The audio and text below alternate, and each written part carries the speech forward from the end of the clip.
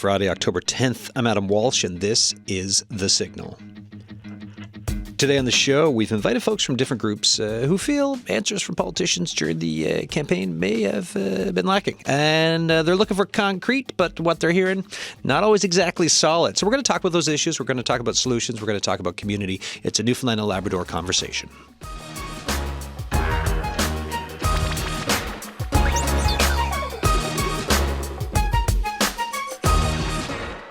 And here's where you come into this. It's my same question for you, right? Like, we're voting next week. Some folks have already voted in early voting, but with a provincial election happening as we choose the MHAs who will form the next government, have you heard what you've been looking to hear? Have the issues that are important to you been talked about in a substantial way with like the concrete things you've been hoping for? Email us, thesignal@cbc.ca, and the text line is open, 709-327-8206. I guess I'll go left to right, and we'll get everyone to give a little introduction of yourselves, and then we'll jump off from there. And we've got a couple of calls to make too. Tari, we'll start with you. Just tell us about say hello and tell us who you're with. Fantastic. Hi, I'm Tari Ajadi. I'm the Director of Strategy over at Stella's Circle, and I'm also here in part with the Newfoundland Labrador Anti-Poverty Coalition, which is a collection of community organizations from across the province who primarily care deeply about poverty reduction. Thank you very much. Nancy, you're up. Welcome back.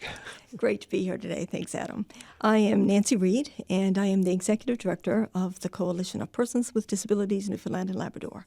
So we really look at systemic issues of disability from a cross-disability perspective. Everything from physical mobility, sensory, intellectual, autism, neurodiversity, and the list goes on. Susan, how are you doing? I'm good, thanks, Adam, and thanks very much for having me.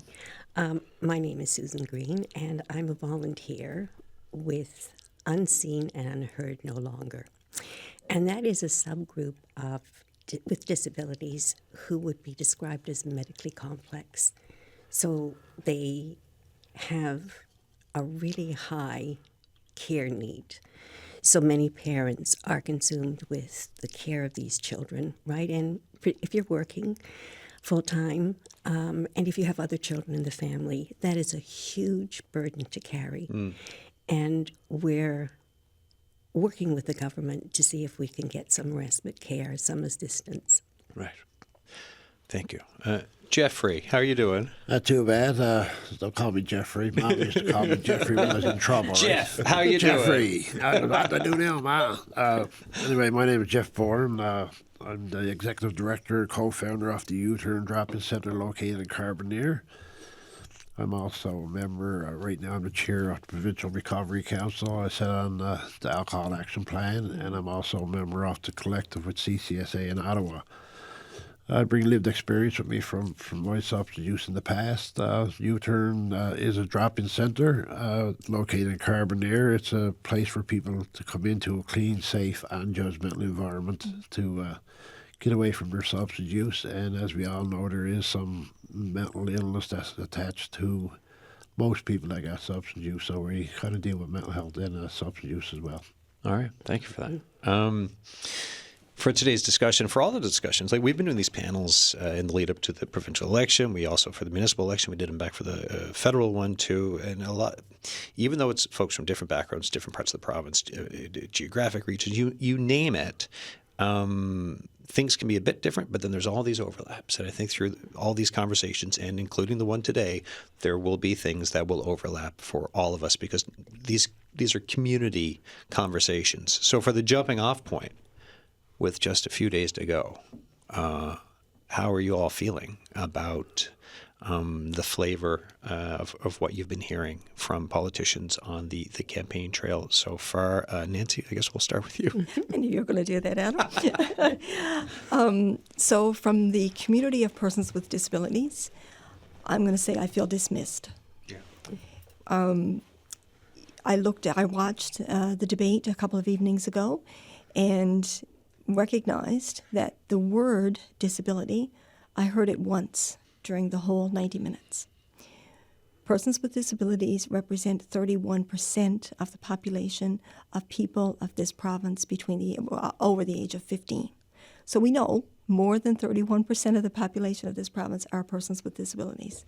However, in the debate, and despite all of the conversations and all of the words that were put out from our community in multiple ways, from multiple persons and organizations, literally there was no intentional discussion around disability issues or responses during the debate. What was the one mention?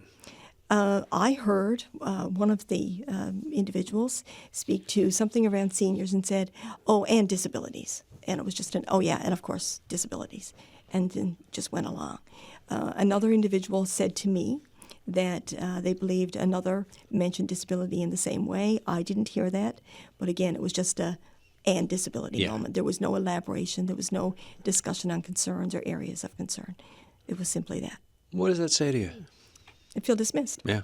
It's not validating or giving any. It left me with no confidence that those putting themselves forward for this incredibly important role were recognizing the needs, the challenges, the concerns of 31% of the population. But there was so much talk of how, like, you were on, I mean, not forever ago, right? This year, we were talking about disability, the need for disability advocate, and politicians were talking about it. And we're like, well, okay, will they get it in before the House closes? And all this stuff. So all this conversation, and then there was just a throwaway bit, something. And in the official platforms, which we know when they came out, so I'm not going to go there. Yeah. I could, but I won't. Yeah. In the platforms, and I'll specifically speak to them, the NDP mentioned their commitment to having the disability advocate position, as did the other two parties. However, that's not new information because in the last sitting of the House, we know that all members actually agreed to the creation of that advocate. So no new information there. In the Liberal platform, there is mention of the creation of the office, and there is mention of a timeline which says creation of legislation in the fall sitting. Okay, I think that's ambitious, but fine. And then followed by an appointment of the position by end of year. Wonderful. However, when you look at the budget lines for that, in the Liberal place, it says it would be cost neutral. So they're not putting money into it in any way that was visible to us. So that really doesn't feel right, doesn't sit well with me. And then for the PC platform, they also commit to create. They have attributed $400,000 to that office, but with no timelines. So, and that's the only thing that was mentioned around disability in the spaces. I will say that the Liberal platform did speak to things that are already being done, but again, nothing new, no new understanding of the issues that we've been bringing forward so openly in recent months. Susan Green. I think to answer your question, I'd reiterate the name of our organization, Unseen and Unheard, because I think if Nancy feels that she was disregarded, I think all of our parents would feel that. Yeah. We are a small subpopulation of the disability community, and the most urgent need that we have is for parents to have some relief for their caregiving duties. And really, we've been totally unseen until the delivery of the OCR report. And that was in October 2023. And it had 12 recommendations, which the government has committed to implement, but so far very few of them have been implemented. And I think the largest concern that we have is that just before the election, there was an announcement that there would be a new child and youth health model, and it talked about a 211 number where parents could access this number so that they could be assisted in navigating to supports. And they were going to introduce a new, what they call core care, which would commit to doing assessment of children, and then the supports and the services would be based on their need. But we've seen no budget line associated with that. Excuse me. We've seen no answer to the many questions we have, so that if your child is assessed as having very high care needs, Does that mean that you will have a caregiver to help you with the assistance of those needs? Does that mean that parents at long last will have access to respite care? Because the government gives access to respite care. If one of these children is taken into care, they will be given wraparound services and 24-hour care. If they're looked after by a foster family, the foster parents are given respite care. But if you are in a nuclear family and they are your children, right, unless you come below an income threshold, you have no access to respite care.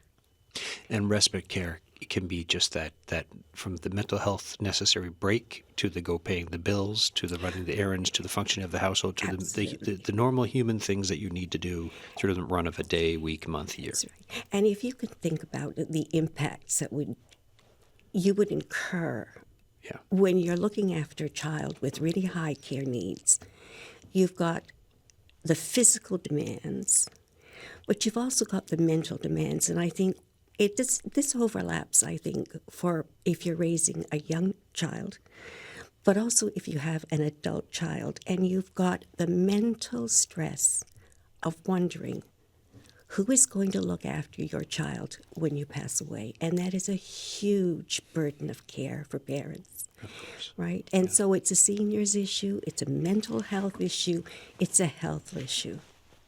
Right. Which connects, impacts communities, Absolutely. impacts us all. Tari, what are your thoughts? Because I saw you nodding a couple of times. Also, I know you've got your own thoughts on what to say around the election, the campaign. No, certainly. I mean, again, these challenges are all deeply interlocking, and from my perspective and from our perspective, again, I think that while I'm sure the parties are trying their best, when it comes to the issues that are affecting many Newfoundlands and Labradorians, particularly Newfoundlands and Labradorians that have low income, it's been substance free for the most part, right? Like, we're talking around the edges of something, but we're not really talking about the crisis that's unfolding.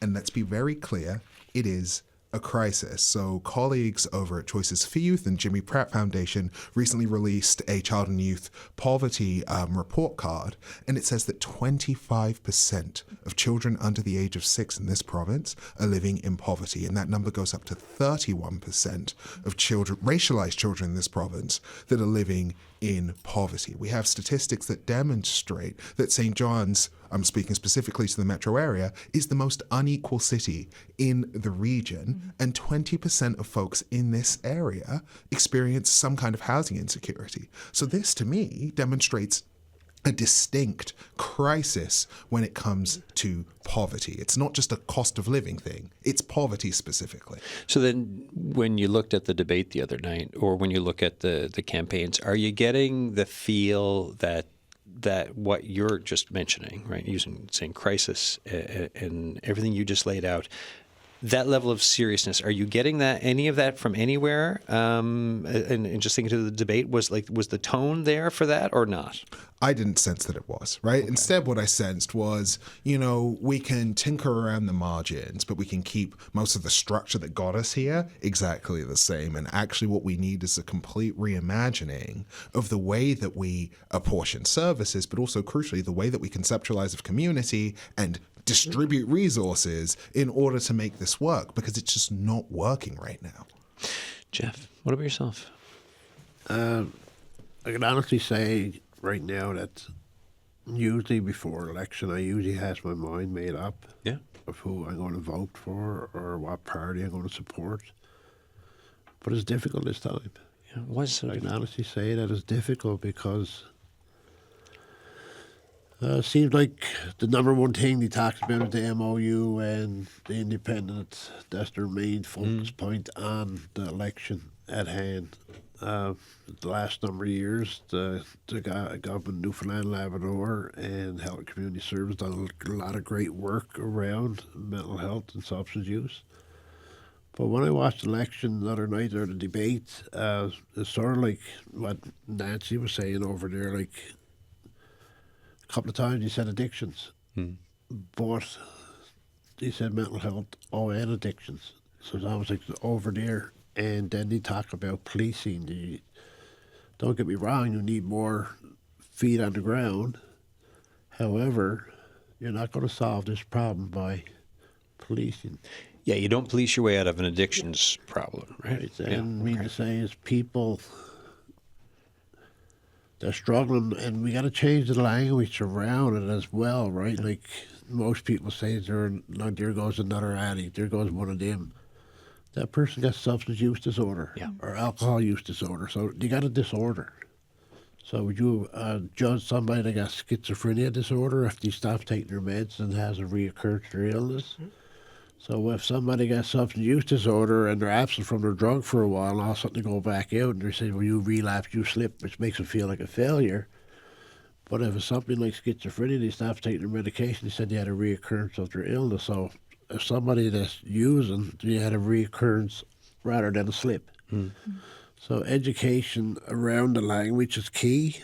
But one of the things that I'm sure that will be keep moving forward, that gives me hope, is the All-Party Mental Health Addiction Committee that's formed. Yeah. So therefore, I guess it was formed when the PCs was in. The first one, All-Party Mental Health Addictions was formed. They came out with the 54 recommendations for mental health addiction. The 54 recommendations were met and done. There's only one that's kind of just touched the radar a little bit, and that's about replacement of the HMP down there. So hopefully in the near future that'll come to fruition. However, the way it is with substance use, and I speak a lot about substance use, is there's no one size fits all. And that's the way with like a lot of us, that one size don't fit everybody, for the simple fact is the game is changing. Like from 14 years ago when U-turn started, the drugs that people is using changed. The activity that's involved has changed. When I interviewed you 14 years ago when U-turn opened, it's such a different planet compared to what we talk about now with this province. Yeah, it's completely opposite than back then. Back then was like, everybody was dabbling. There was an opiate pandemic. Fentanyl had yet to really arrive here. Fentanyl It was just around the corner. Say the cocaine that was coming to the province was laced 3 or 4 times. Now there's a lot of overdose that's kind of related to, because people's not used to the purity of All of a sudden, cocaine. 98.5% pure cocaine compared to years ago when, I mean, it was who knows what was in it. But so you're getting these overdoses now, and naloxone doesn't cover it. No, right? And I don't know why they're at it, but one of the things that all of us is discussing around here is the hierarchy needs is not met. Yeah. We're great for getting people, take them, find them housing, give them the supports, take them out of a supportive housing area, give them an apartment, and in order to get an apartment, you got to take some of their living allowance to go towards the rent. So then you ask one person, like, how are you doing? He said, well, how the F do you think I'm doing, Jeff? I said, I moved out on my own. I get $40 every 2 weeks to live off. When a couple of months prior, he was probably down to the Emmanuel House or somewhere where he's in, 3 meals a day, a bed to sleep in, and support services around him. So that's one of the things that we're missing is when we get people housed and get them on the straight and narrow, we're going to make sure that the supports are in place, that they get the basic needs. Sometimes people comes in, how you doing? How do you think I'm doing?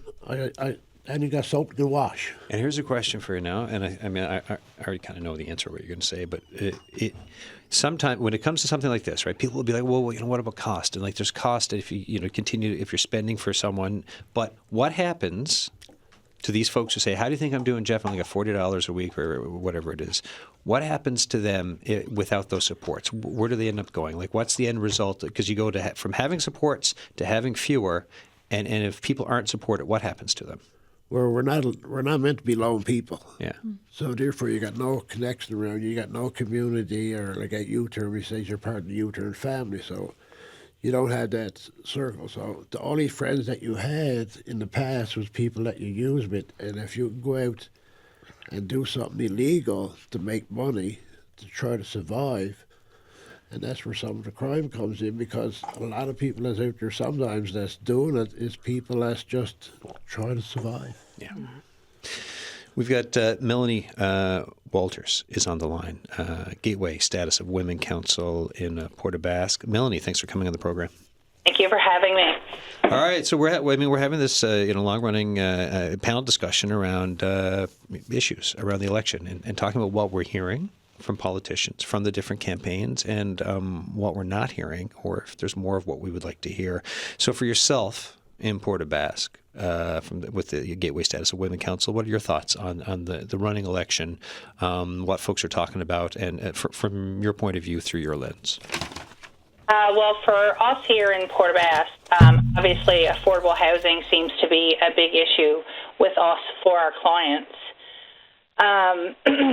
So we see a lot of our clients are couch surfing with their friends and families. Then or if that's not working out, they're being redirected to homeless shelters that are 2 hours away. That then leaves them in a foreign city for them and not familiar supports. So that's a big concern for us sitting where we sit right now. And I guess every issue that we're seeing goes into the next issue, which is the cost of living crisis. So, we know for ourselves that we've seen a huge increase in living crisis, the cost of living crisis here in Canada. We've seen 3.3% in groceries. Our housing has went up by 3%. Just recently in July, Newfoundlanders have seen on average a 7% on their power bills. So, again, our clients are not having anywhere to live, and if they do, it may not be up to standards for the rental properties. So they're struggling to stay warm, put food on their tables, keep a roof over their heads. So, that's probably one of our biggest issues right now in Port aux Basques is affordable housing. What would you like to hear from candidates or parties on a way forward here? I guess, what's their next step for people that are unable to get accommodations to live? What are we going to do with these individuals? Means that we only have so much that we can offer here. Where are we going to send them? Places are full. So what do we do? Do you think there's an understanding, like across the province, or with whether it's political leaders or other leaders across the province? Do you think this understanding is here from what you're laying out? To some degree, probably, but I don't know the extent of what they are aware of. I'm not sure if they know where people are in our area right now without having homes, without having the supports. We're a rural area, so we don't have the same supports or services that urban centers are seeing. We're losing services as opposed to gaining them. So I'm not sure if they're aware of, all of the circumstances as they're pulling things away, what it's doing to people in our area. So then as you look from Tuesday and beyond for when the new government is formed, what's your outlook for Port aux Basques and your part of the province? If I were to ask if you're pessimistic, optimistic, or neutral? I would have to say I'm neutral right now. I don't really have an opinion. I guess time will tell. Yeah. Thanks for taking the call. Thanks for coming on the show and talking about the situation in Port aux Basques and through everything for the Gateway Status of Women Council. I appreciate it. Thank you so much to listen to our concerns today. All right, thanks, Melanie. Melanie Walters. Back here to the studio. Thoughts on what Melanie was saying, folks? Yeah, go ahead. Yeah, I think that what Melanie's saying, and also some of what Jeff said as well, I think fit exactly what we've been seeing at Stella's. And I think, in fact, the folks across the province that we've engaged with at the Anti-Poverty Coalition have talked about, right? Like, there's one way to look at what's going on. You can say, listen, people can't afford to make ends meet. People that are trying, for example, to kick substances, to try to get on the straight and narrow, to avoid some of the toxic drugs that are coming in, don't have the supports that they need once they leave places. You mentioned Emmanuel House and many other places across the province. They don't have the supports that they need to make ends meet after the fact. So then all of a sudden they're stitching things together. But what we've heard from the politicians is a different story. Oh, it's a public safety crisis.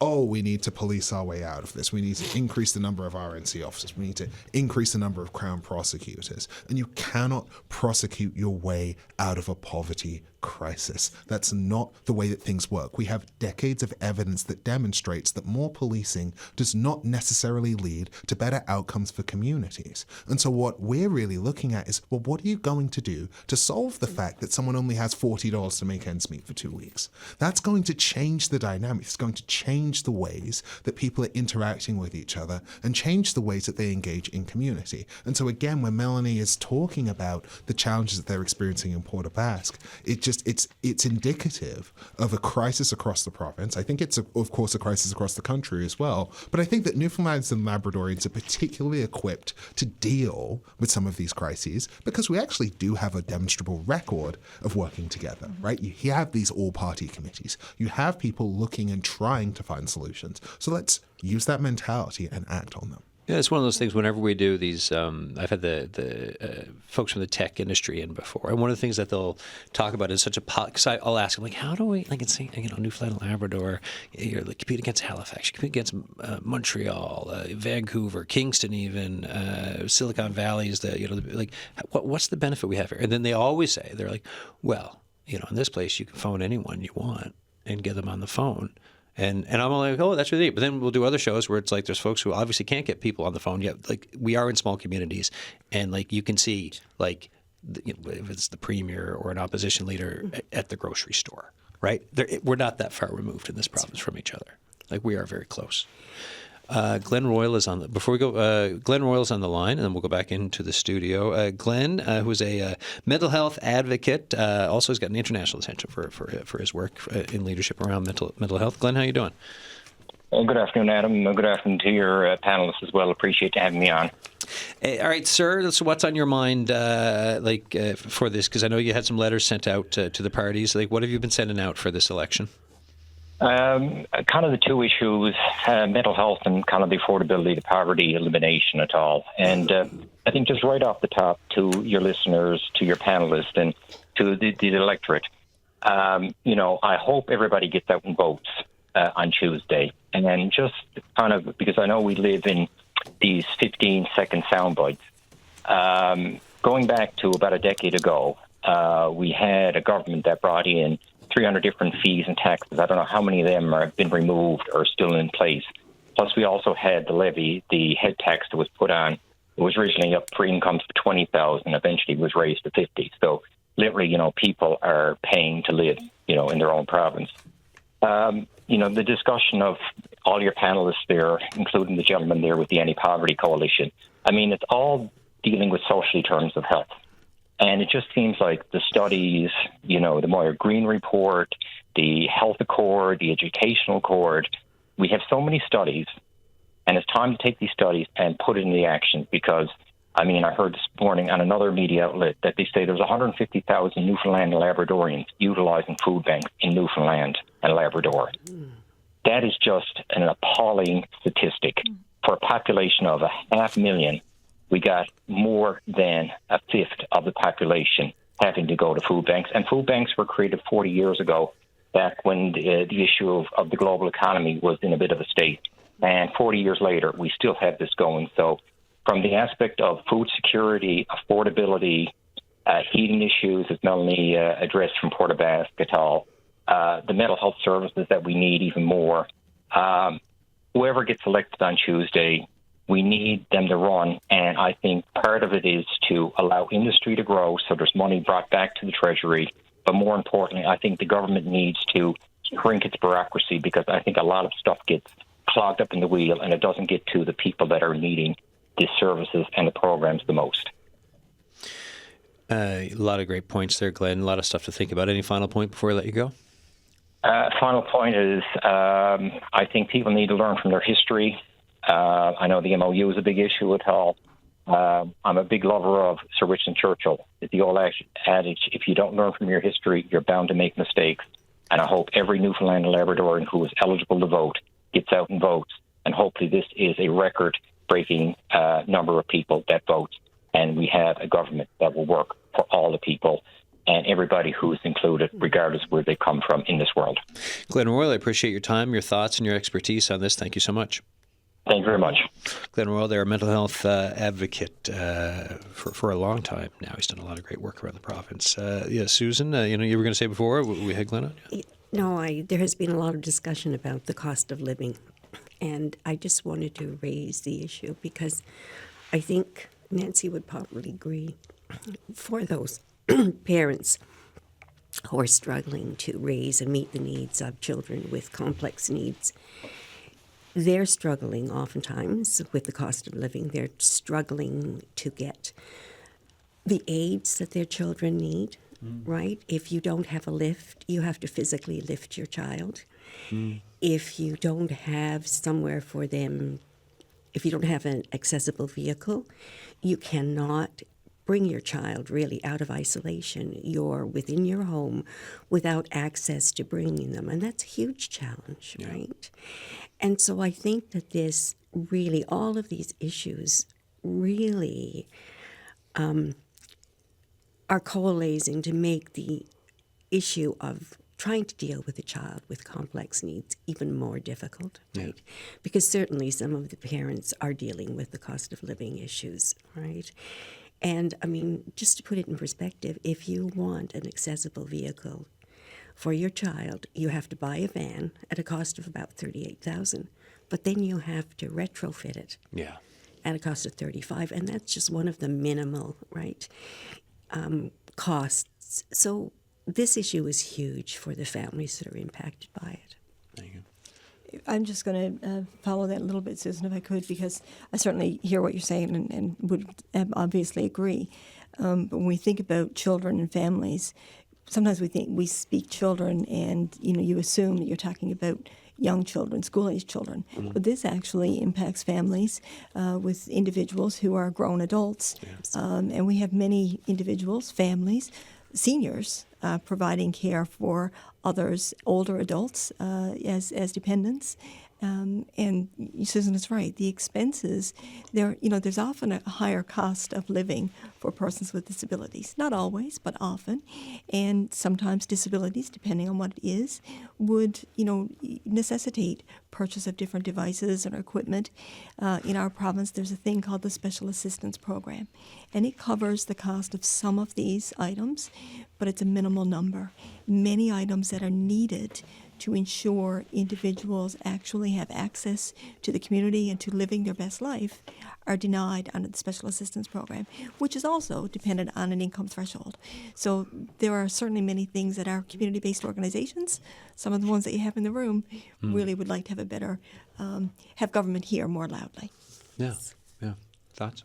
I couldn't agree more. And I think that, one of the things that we're getting to the roots of is this way that, when we try to offer some kinds of benefits, but in this really targeted way, and we're going to restrict this, and we're going to restrict that. When we think about income support and all of the many restrictions and kind of barriers that can occur, though, I think that there's been a lot of progress on that file, and we at Stella Circle have been proud to kind of be a part of that progress with some of the pilots. But you think about all of these restrictions on people getting the supports and the services they need. That's a real challenge. And so one of the things that we, with the Anti-Poverty Coalition, have advocated for is a basic income guarantee. The reason a basic income guarantee works, the reason that it makes sense, is you remove that conditionality. We put that to the side and say, we think that this is the threshold of what you need to survive. Here is how we can navigate and create a society where everyone has the ability to survive. And then let's go from there. And then if we need more targeted supports over here, that's fine. And if we need to, increase taxation over here to make sure that there's balance, then that's fine. But the point is that let's remove this conditionality and let's give people what they need. Well, this goes to Jeff. Like you were saying, with the 40, you have someone who would have supports, right, and trying to follow the path of from substance use disorder into recovery and to stick with recovery, and yet they come out and there's not enough for folks to survive. Well, one of the things, we go back to COVID. When COVID came out and everybody started applying for these checks, I don't know what they're called, it was CERB, was it? So everybody started getting the CERB, and he's wondering, somebody said, well, the crime rate has gone down. He said, why? Some people say, well, crime rate went down because there's nobody travelling. The crime rate went down because everybody was getting this money, so therefore they was able to go and buy their food and do whatever with their money. One of the things that I feel that need to be looked at is policies and procedures got to be looked at again. Everybody in a certain division where there's income support or housing, they all need to come together and get on the same page. For the simple fact is the government can only do so much, but if they're hiding underneath a policy or procedure that's put in place, you can't change it. And sometimes policy and procedures trumps common sense. Right? So if you got somebody that, and this is from first-hand experience, out around the bay, if you get a young gentleman come in, now it could be someone had an argument with their spouse, got nowhere to live. You call housing, all right, we'll send them to St. John's.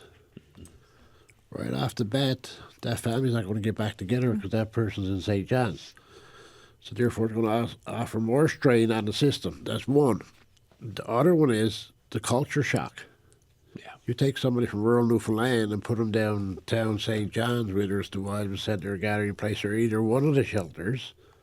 There's nothing against any of the shelters or what's going on there or anything like that.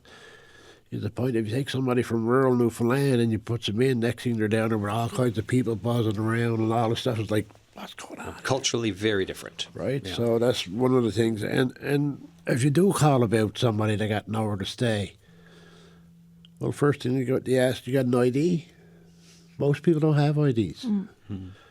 Okay, you got to try to get the ID. Well, out around the bay, you got to go to Bay Roberts. How are you going to get to Bay Roberts? How are you going to pay $25 for your ID? That's one. Then he says you need a bank account. Okay, you go get a bank account. Okay, I got my bank account, I got my ID. Can I get some support? Well, you never done your taxes the last 2 years, so now you got to go and do your taxes. So this person comes in, got no support, no income. That's mission impossible is what it Right, seems like. so Right? luckily sometimes we can help them out the best that we can.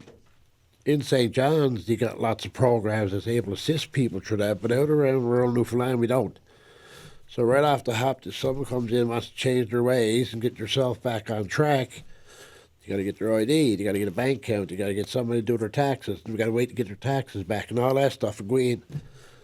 And then to say, well, you get your taxes back, we can't give you no support because they owe you too much money because you get your HST back, or your GST, sorry. And this person probably a month trying to get a bit of income to be told that at the end of the day. Like, policy states.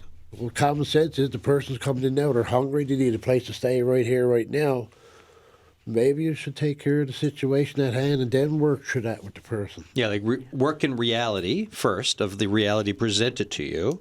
And then, yes, I mean, there might be some paperwork on the side that needs to be done and stuff to keep track of things and everything else. But, like, deal with the situation at hand.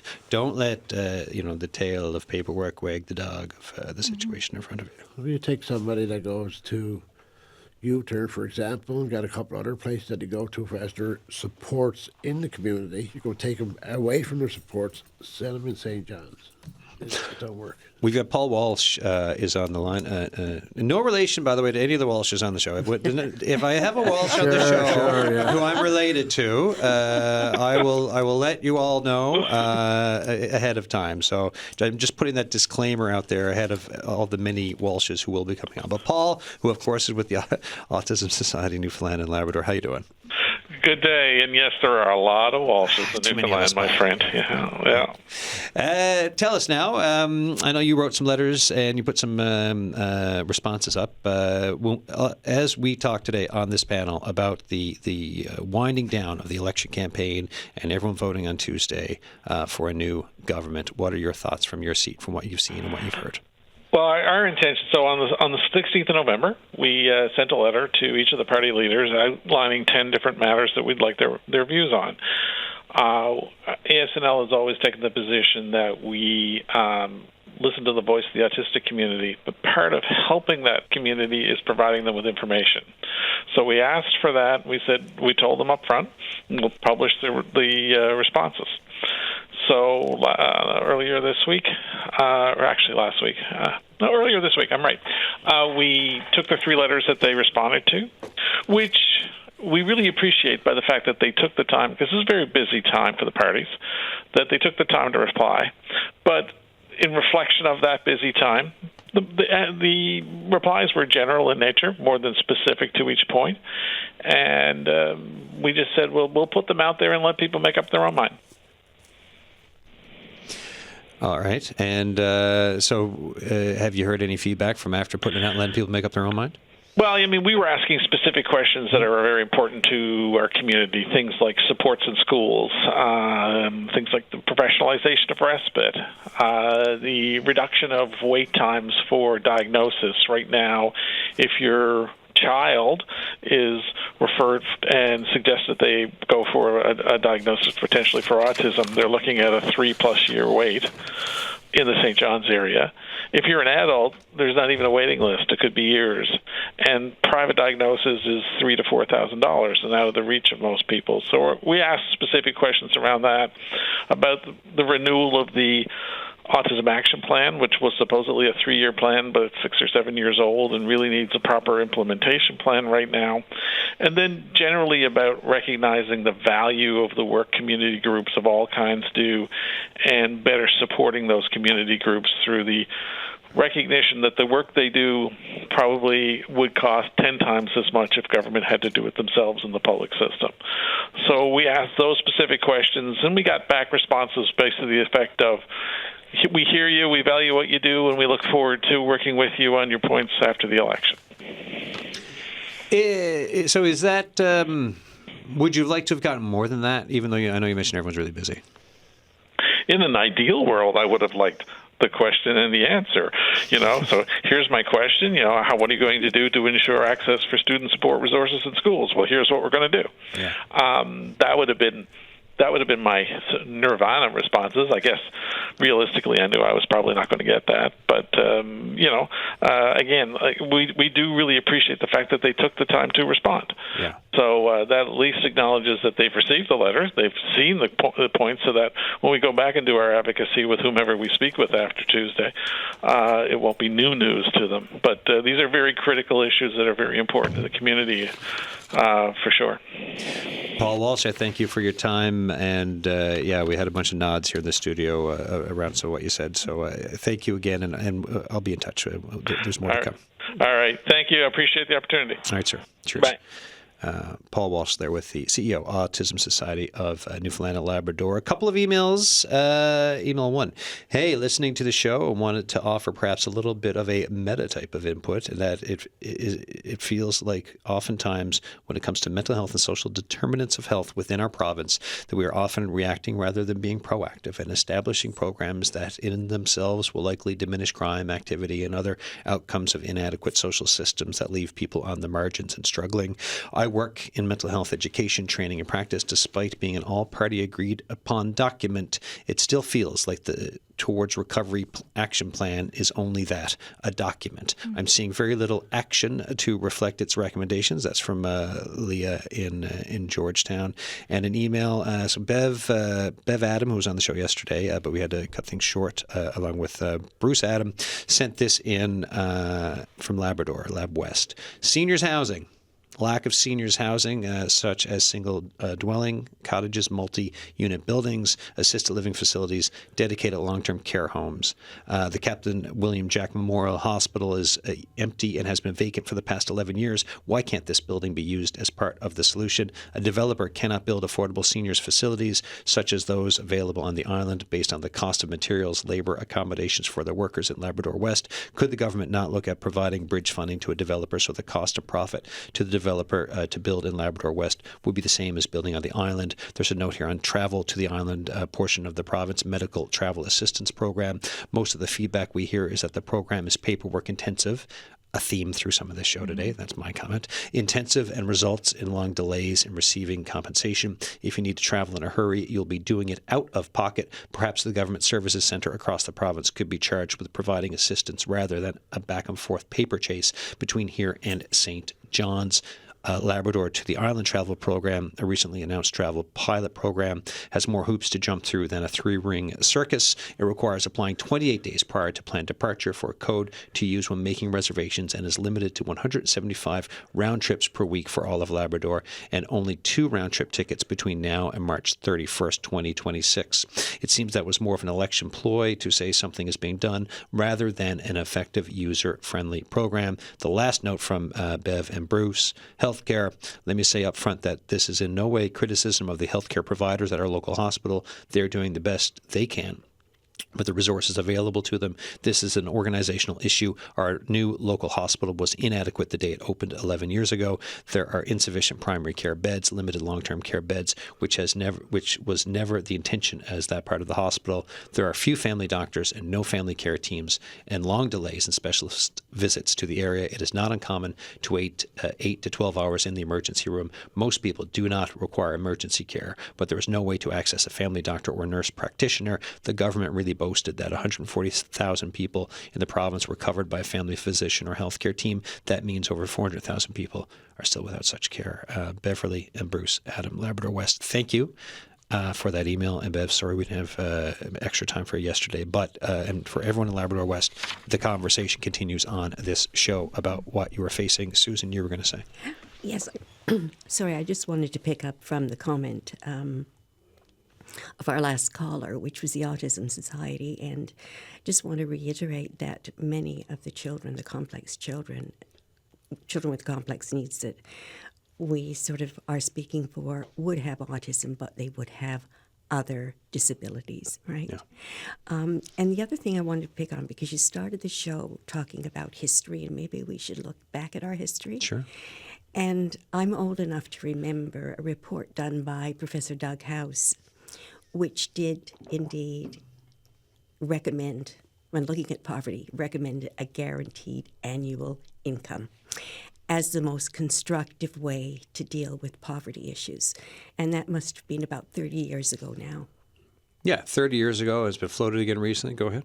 Yeah, I mean, I would just simply say that, there has been progress, it seems, from a lot of the parties in terms of the way they're thinking about this. So they all got together with their all-party committee on basic income. The report is yet to be tabled. That's one of the 7 points that we've raised in the open letter, that we'd like to see the tabling of that. And I think the parties, in their responses to our open letter and our survey, did agree that they're going to table that in the fall sitting. So we'll see what comes from that. But ultimately, I think one of the things that's coming from this conversation is that you can't clap with just one hand, right? Like, each of our community organizations and folks across the province are doing the very best that they can, and what they need is to be met with a similar kind of effort and intensity, whether that's within the election and certainly after the election. It feels a little bit like this is a bit of silly season, and we're going to get to the substance of what it is to govern this province in a meaningful way after the election. I hope that whoever is ultimately elected meets us where we're at, rather than getting us to come to where they are. Tari, Ajadi there, NL Anti-Poverty Coalition, Stella Circle. Go ahead, Nancy. Yeah, I just wanted to follow that. At the coalition and in many of our organizations, we often speak about the consultation fatigue that we are. We are recognized and understood as being knowledge holders, understanding what is needed in our communities, the communities that we represent. And we bring that forward and we get consulted on things, but I'm missing where it goes from there, And I agree with what Tari said, that we need to, or we have an expectation that for the party that gets in power, let's actually make change this time, where we don't just leave it at a consultation. We've heard you, thanks, we'll see what we can do. Let's actually continue that working together. Let's form legislation and pieces of actual change that are done with and around and including persons that it impacts. In our community, we often use the phrase, nothing about us without us. And it has significant meaning, We mean that. This is about persons with disabilities in my case, we need to ensure that persons with disabilities are at every stage of development and are involved throughout the process. Right now, sometimes it feels like those are only words that we're hearing, and we're not seeing the results of that fully. So that's Nancy Reid, their Executive Director, Coalition of Persons with Disabilities at COD-NL. Jeff Bourne for U-Turn Recovery, Executive Director. Any thoughts on just as we wind down? Well, one of the things when Nancy was talking there, when they came out with 54 recommendations, one of the things they implemented was the Recovery Council. And the Recovery Councils, every member got lived or living experience with mental health addiction or a family member. With that being said, that all decisions had to go through the Advisory Council and the Recovery Council. We hashed it out, and it kind of went to the House of Assembly to make the decision. So with that being said, is most things that there had to be someone sat around to make that decision. He was going to replace the Waterford Hospital on the same property, and the Recovery Council said no, because you'd still be classified as the Waterford. Yeah. Still be that place down there. Healthcare is healthcare. So we got talking about making it fast to health science, and unfortunately, all of a sudden, health science is a floodplain. Yes, I've seen. When everything built around there the last couple of years, and now something goes there for mental health addictions, we're in a floodplain. So, with that being said, Health and Community Service, the ones that work with Health and Community Service and other organisations or departments at the Confederation building, they're all doing great work. We got to put it out there on that part. However, I'll go back to policies, procedures, and the frontline workers. You don't get it. You got people that emerge that don't get poverty.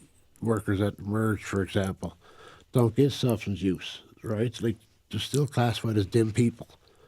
Dim people is a person, no matter how small. And I share that every time I talk about Horton here as a who, right? So we got to look at people, because everyone's a person. But you go to some places and you're judged. Stigma, mental health addictions.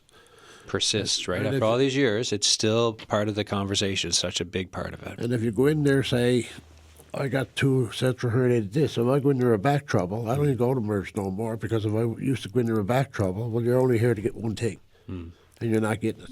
No, I'm here to try to get a bit of comfort. Yeah. So it's, like I said, we need to look at the ground level of the policies, the procedures, and some of these things. For example, they got step model care now for mental health and substance use. They could go to MERS, then the step model community organization, doorways, and you do these other programs. So therefore, you might not have to see a psychiatrist, right, or psychologist. With that being said, you wanted to educate some of the doctors around it, and the doctor said, well, who's going to pay for my day's wage? So, like, a lot of times, they got the programs, but the ground level, they're not educated around the programs in place. Right. Great points. Susan Green with Unseen and Unheard No Longer. Any final thoughts from you today? I would just hope that the parents that I'm speaking on behalf of will not be unseen and unheard. Yeah. Right. We're leaning on the no longer part of Absolutely. the group name, right? Less than a minute left. Final thoughts? I would just encourage everyone to go out and vote. You can vote even if you are in a precarious housing situation, you can vote even if you do not have a fixed address. And we at Stella Circle, alongside folks at Choices for Youth and End Homelessness St. John's, have put out a bunch of materials so that please, just whatever you do, access the vote, because your voice is your power. Nancy Reid, any final thought? Again, I completely agree, and we'll promote that as well. What I will say to the community, the disability community, if you have barriers to voting, in person next week, please let us know at the coalition. Yeah. We frequently go back to Elections NL with those concerns, and we frequently still have voting stations in our province that are inaccessible, physically inaccessible. We can only make that change when we know about it, so please let us know. Nancy, Tari, Jeff, Susan, thank you so much for this. And Adam, I'd like to say thank yeah. you for bringing us together, because right now I got 3 new community partners that I can work with. That's right. And this is what it's all about. It's the Signal. It's about community. It's about building community, about having a province that can thrive. Thanks for listening, folks. The Signal at cbc.ca. I'm away for the next week and a bit. Bernice Hillier will be in for me on Monday. It's Thanksgiving Monday. We'll have reporters who've been on the campaign trail in here talking about what that is like. We're also going to talk to MHA hopefuls in 3 different districts, one in Metro, one outside of Metro on the island, and another in Labrador. That is Monday. Do not miss the show. Thanks for listening. Cheers.